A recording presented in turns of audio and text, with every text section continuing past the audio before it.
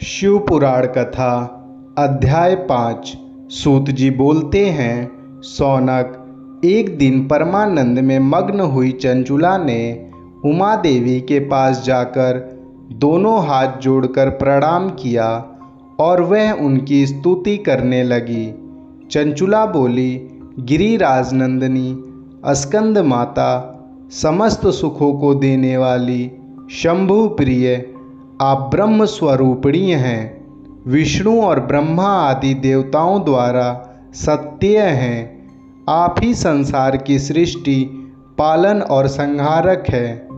तीनों गुणों का आश्रय भी आप ही हैं।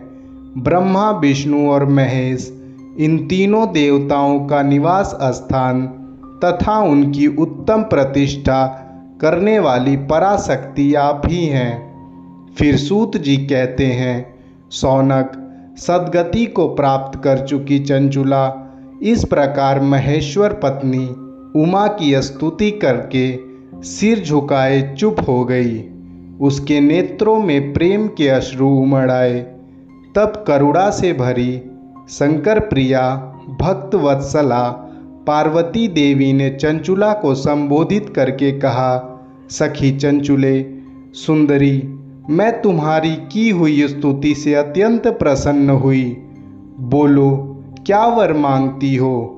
तुम्हारे लिए मेरे पास कुछ भी देने योग्य नहीं है। चंचुला बोली, निष्पाप गिरिराज कुमारी, मेरे पति विंदुक इस समय कहाँ हैं? उनकी कैसी गति हुई है यह मैं नहीं जानती। मैं अपने उन पति देव से जिस प्रकार संयुक्त हो सकूं वैसा कोई उपाय निकालिए।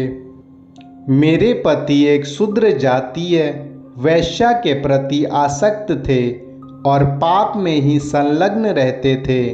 उनकी मौत मेरी मृत्यु से पूर्व हो चुकी थी। मुझे कोई आभास नहीं है कि वो किस गति को प्राप्त हुए हैं। फिर माँ पार्वती ने बोला, बेटी, बिंदुक नामक तुम्हारा पति बड़ा पापी था। उसका अंतःकरण बड़ा ही दूषित था।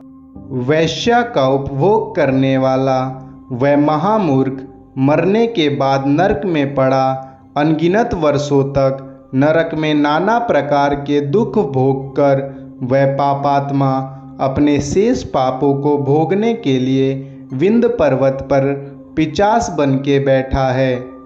इस समय वह एक पिशाच की अवस्था में है और नाना प्रकार के कष्ट उठा रहा है। वह दुष्ट वही वायु पीकर रहता है और वही सदा सब प्रकार के कष्ट सहता है। अब सूत जी कहते हैं, सौनक, गौरी देवी की यह बात सुनकर उत्तम व्रत का पालन करने वाली चंचुला पति के महान दुख से दुखी हो गई। फिर मन को स्थिर करके चंचुला ने व्यथित हृदय से माँ पार्वती को प्रणाम करके पुनः पूछा। चंचुला बोली, महेश्वरी, महादेवी, मुझ पर कृपा कीजिए और दूषित कर्मकांडी दुष्ट पति का अब उद्धार कर दीजिए। देवी, कुत्सित बुद्धि वाले मेरे उस पापात्मा पति को किस उपाय से उत्तम गति की प्राप्ति हो सकती है, यह शीघ्र बताने की कृपा कीजिए। फिर माँ पार्वती जी ने कहा, तुम्हारा पति अगर शिव पुराण की पुण्यमयी उत्तम कथा सुने तो सारी दुर्गति को पार करके उत्तम गति का भागी हो सकता है। अमृत के समान मधुर अक्षरों से युक्त गौरी देवी की यह वचन आदरपूर्वक सुनकर चंचुला ने हाथ जोड़ मस्तक झुकाकर उन्हें बारंबार प्रणाम किया और अपने पति के समस्त पापों की शुद्धि तथा उत्तम गति की प्राप्ति के लिए पार्वती देवी से यह प्रार्थना की कि मेरे पति को शिव पुराण सुनने की व्यवस्था की जाए। उस ब्राह्मण पत्नी के बारंबार प्रार्थना करने पर शिवप्रिय गौरी देवी को दया आ गई।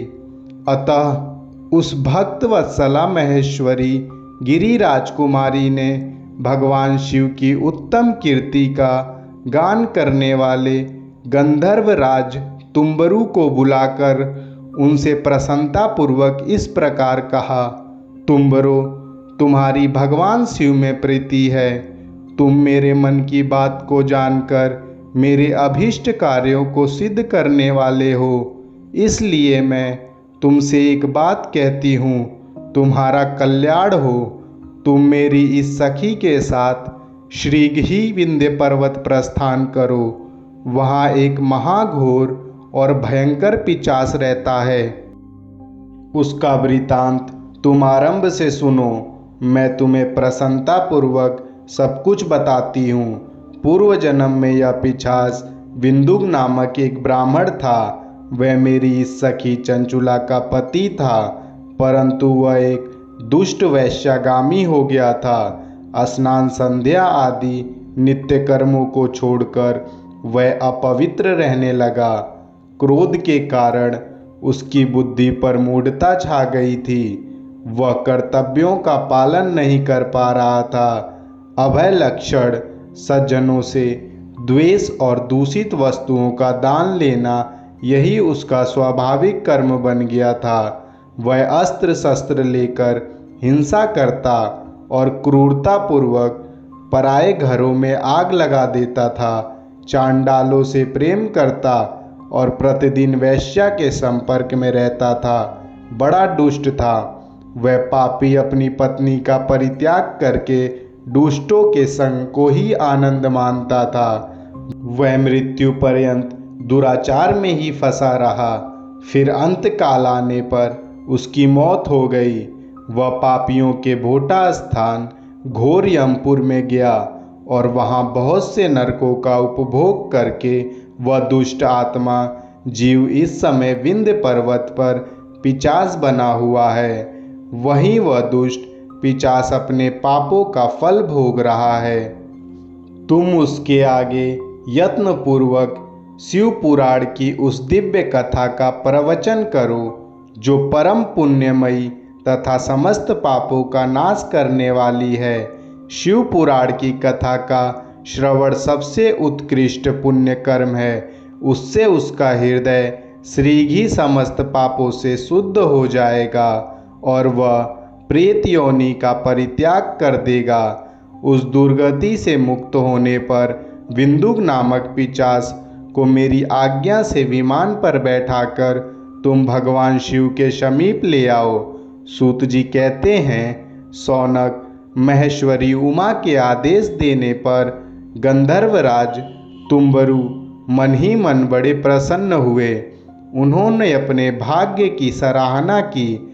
तत्पश्चात उस पिशाच की सती साध्वी पत्नी चंचुला के साथ विमान पर बैठकर नारद के प्रिय मित्र तुम्बरु वेगपूर्वक विंध्यांचल पर्वत पर पहुंच गए, जहां वह पिशाच निवास करता था। वहां उन्होंने उस पिशाच को देखा। उसका शरीर विशाल था, ठोड़ी बहुत बड़ी थी। वह कभी हंसता तो कभी रोता और कभी उछलता था। उसकी आकृति बड़ी विकराल थी। भगवान शिव की उत्तम कृति का गान करने वाले महाबली तुम्बरु ने उस भयंकर पिशाच को पासों में बांध लिया।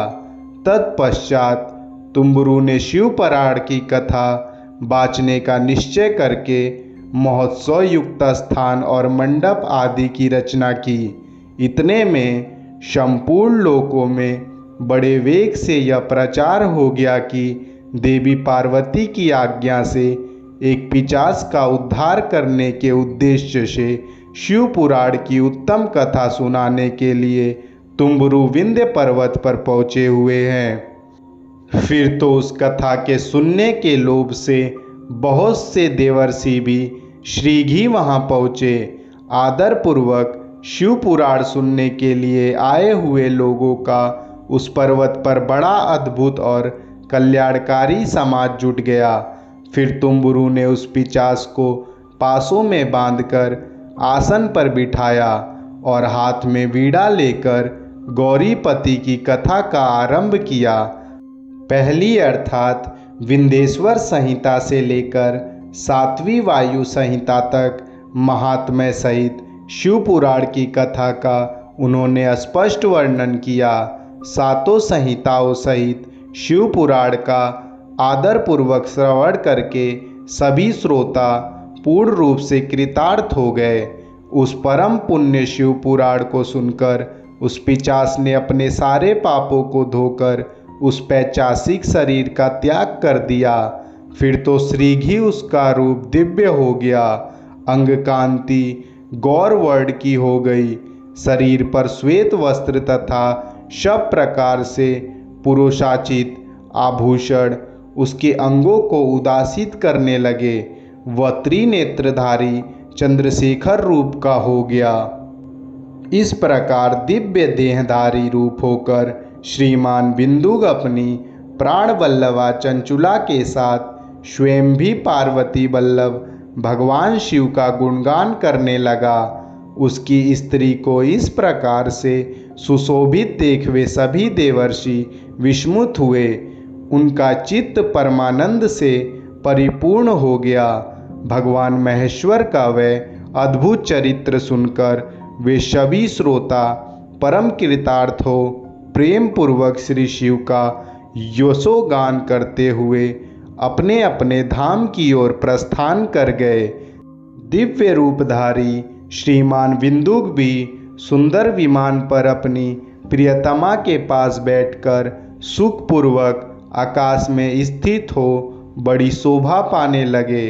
तदंतर भगवान शिव के सुंदर एवं मनोहर गुण का गान करता हुआ वह अपनी पति के साथ तुम्बरु के साथ श्रीघी शिवधाम में जा पहुंचा। वहां भगवान महेश्वर तथा पार्वती देवी ने प्रसन्नतापूर्वक बिंदु का बड़ा सत्कार किया और उसे अपना पार्षद बना लिया। उसकी पत्नी चंचुला पार्वती जी की सखी हो गई। उस धनी भूत ज्योति स्वरूप परमानंद में सनातन धाम में अविचल निवास पाकर वे दोनों दंपति परम सुख को प्राप्त कर गए। ओम नमः शिवाय।